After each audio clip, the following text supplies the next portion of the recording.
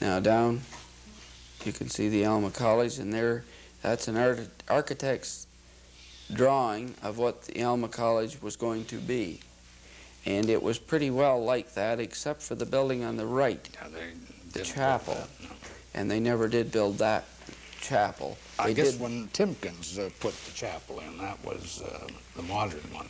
In the 40s, after the war, it went in, but it didn't look like that.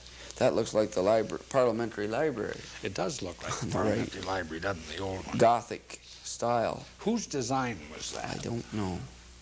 Yeah, I rather think it might be on that. They had a competition, and I think Dara, 3 of them were awarded sort of $50 for putting in a good competition, but I don't think Dara didn't win the design. I don't know. Really something. Yes, it is. It's a very interesting building. Quite a building, and I forget the cost of that building, but it was so small. It was $50,000 or something like that to put that building up. Well, it's had a lot of service, hasn't it? Oh, it certainly has. 100 years. And it's been kept well and kept in good condition and flourishing today. Yeah. Now, this is the first graduating class. I don't know any of the people in it, but I suppose it was about 1884, 1885.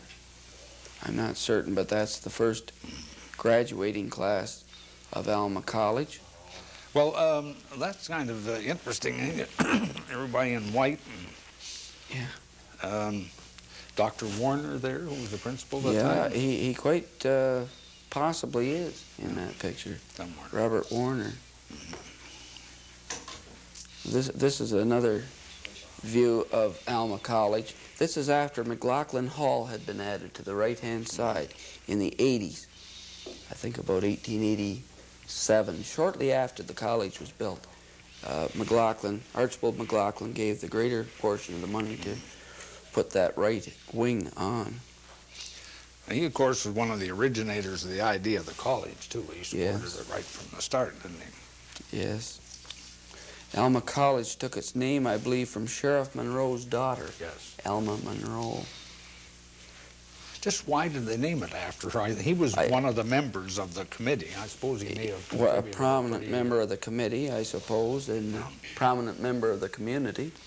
Sheriff Monroe. It's like Grace Church was named for Grace Roosevelt. Oh, yeah.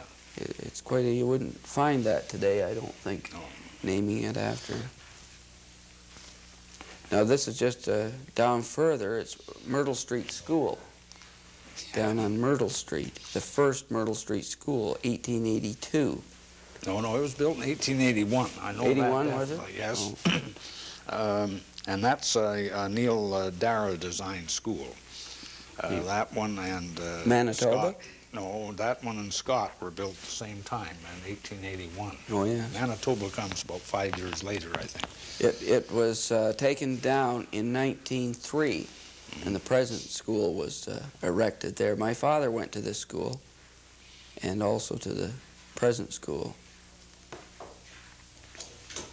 Now we're back up to Talbot Street, and this is the John E. Smith block, and I believe you've got something to yeah, this is an interesting block. For a long time, it was Green's Furniture. That's not a good picture of it, unfortunately. That's got the banners up for the 1903 centenary. But from the L&PS tracks to Metcalf Street, there was very, very little in 1870s. And there was a lot of building in this east end of town because this was Millersburg. That is west of the L&PS tracks, Millersburg, wasn't it? That was the dividing line. Yes. Now, this J.E. Smith, who built the Beaver block in 72, built the first 2 parts of this green block, as I call it, or the Smith block, which really runs from the L&PS tracks to John Street. The first 2 buildings on the west side were built in 1871, and then in 1872, Smith built the Beaver block of 3 stores, and then in 1873 and 74, they built the 4 stores on the east side, plus the Masonic Hall section, which was built by the St. Thomas Reading and Literary Society. Have you ever heard of that? Oh, yes, I've heard of them. I wonder, where'd they get enough money to put up an $8,000 building? Maybe well, I don't know, but I'm sure the Masons had, you see, St. David's Lodge, which took its name from that ward. That's St. David's Ward in Millersburg. And John E. Smith was a past master of St. Thomas Lodge 44. And in 1873, he joined as a charter member of St. David's Lodge. St. David's Lodge was all made up of not people in the city. I think John E. Smith was the only one in the city. It was made up of railroaders who had come here. Oh, I see. Quite prominent.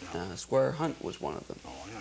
And they were certainly instrumental in having this block built. Oh, well, that's where it come. The paper calls it the St. Thomas Literary Society. I'm sure the Masons... I think it would have been St. David's Lodge. Now, the only dates you can see is on the right-hand side of this building, you still see the J.E. Smith store and hardware store, and the date it was built, 1873. But that's a big block in this town. But the square and compasses of the Masonic is in behind the metal. Well, and also the sign of the year when it was finished. I've always been trying to find out whether it was finished in 74 or 73. Well, I know that St. David's Lodge met first in August of 1873, and this building was not completed then. No. They were meeting in a little tin barn down by the railway crossing until this building was completed, and it wasn't until 1874. Now, when it was started, I don't know. Well, I think it was started in 73. But it wasn't completed till 74. Or late 74. Now that building, the tallest part of that block, it's all been messed up now with that frontage, that black frontage. The tallest part of that building only cost $8,000. And each of these stores that you see in this picture, each of those, the 3 stories, would cost about $4,000. That was the price to put up a building that size. Oh, yes. And... we might say all of this block is still the same. It's all intact today. Although it's changed, it is all the same thing. I remember when Mr. Green put the front on that building, I met him on the street, and he was so proud of it. He said, "What do you think? Isn't that really just like you had new grandson, you know?" I just felt like crying, you know, that he covered up all those. Well, this is a problem of all sort of small cities like St. Thomas. If you look in that picture, you see blinds and curtains in the 2 top stories.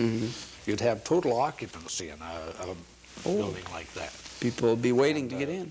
Yes, you know, you'd have lawyers' offices up there and dressmakers, and some would be apartments. And you'd have quite a bit of income from a 3-story building like that, the store down below, and living quarters and rental space. Now you can't rent those places. So it's just storage up there now. They put that facing on and block the windows off, and they save a certain amount of wear and tear from the weather and so on. It had a nice roof line too, didn't it? Yeah, but all these roof lines, they get old and they're dangerous. George, I believe you said that you have been up in that building on the 3rd floor. Yeah, Mr. Green went up one day, and I went up to see if I could find any Masonic wallpaper. You said you thought there was he told me. Masonic He was the one that told me that.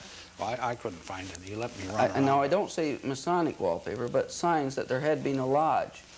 Oh, well, a little platform thing, maybe, yes, that might be there. You see, that was used as a lodge well into this century. The Chosen Friends. My father remembers being up there and carpet bowling up there with the Chosen Friends. They used that as a lodge room. As late as 1920, probably. But Mr. Green always told me that there was still the signs of a lodge. Well, if anybody's got a picture of the Masonic temple part that you can see the date of the erection on it, I'd like to see a copy of that. It's too bad that Mr. Green, I'm sure, Al Green was a fine man, and I'm sure if we had told him to go around that with the metal, that he would have done it no matter what. Yes. But we just didn't do it in time, but I'm pretty sure he would have done it. And then it blew off in the storm a couple of years ago. I know we had another opportunity and didn't take the opportunity. No, but you couldn't see it. I took a picture. You could see it, but it was. You can see that it's 1 and 8 and the 7 line, but you can't say whether it's 3 or 4 for the other part. You should have got a ladder and gone up, George. This, by the way, is the Ingram and Davy hardware store. They had 2 hardware stores, one at the west end and one at the east, and this was their east end store. Oh, yeah. both these buildings, and they were a hardware. There was a hardware store in there until after the war. Sanderson's Hardware were in that that block, and then they moved across the street to the building that they're in at the present time. Was that the Ingram who became a member of Parliament, or was it his brother? The Ingram who ran the hardware? I don't believe it was either. Don't believe it was either. I don't believe it was either one. They were both Andrew, I believe, but one was A.B., the member, and I don't believe they were of the same family. I'm not positive of that.